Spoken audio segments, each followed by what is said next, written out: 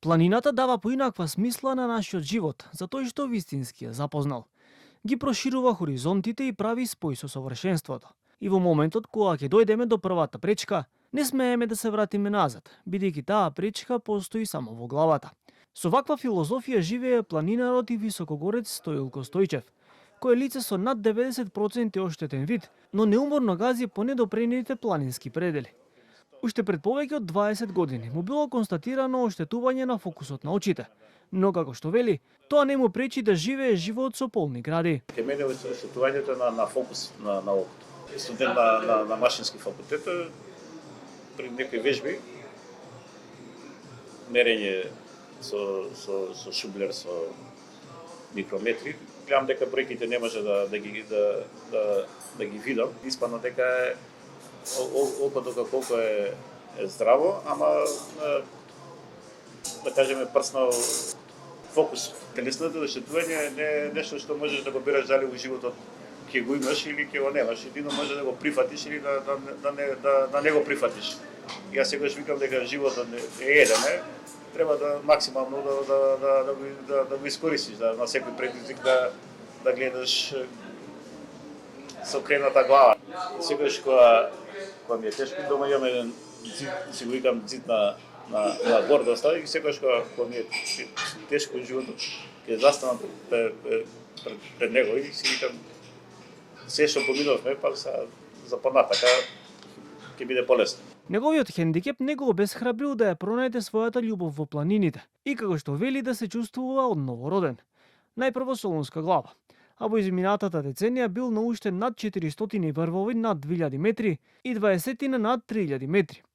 Од Алпите до Иран, од Турција до Таџикистан и сонот на секој високогорец Хималаите. Стојчев најчесто оди со придружба, додека пак на водно и на матка оди сам. Од стотиците врвови, најдраг, но и најтежок му е Аконкагва, највисокиот врв во Јужна Америка, зашто е првиот македонец со попреченост кој го искачил и неофицијално второ во светот. Аконкагва е врв каде што е многу реток воздухот, редок. Се вика дека има на врвот е околу 30% кислород има, при искачувањето нема никакви проблеми. Ама заради видот на симнувањето имав доста проблеми.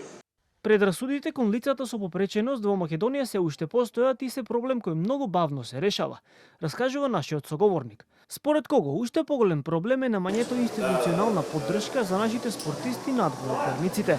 Особено е разочаран од недобивањето на одговор на барањето за финансиска помош од Министерството за спорт за врвот Ленин во Централна Азија. Некој разбира, некој не разбира што значи да си лице со хендикеп. И се обратив и до Министерство за спорт. До ден денес нема ни да ти одговорат, не пак ама да ти дојдат некои финансиски средства. Ленин бевме средината на јули. Поднесо барање до кога негде почетокот на мај. Целокупната планинарска приказна Стојчев ја заокружи во октомври, кога организираше изложба на која беа представени повеќето врвови кои ги искачил во Македонија, но и надвор од нашите граници.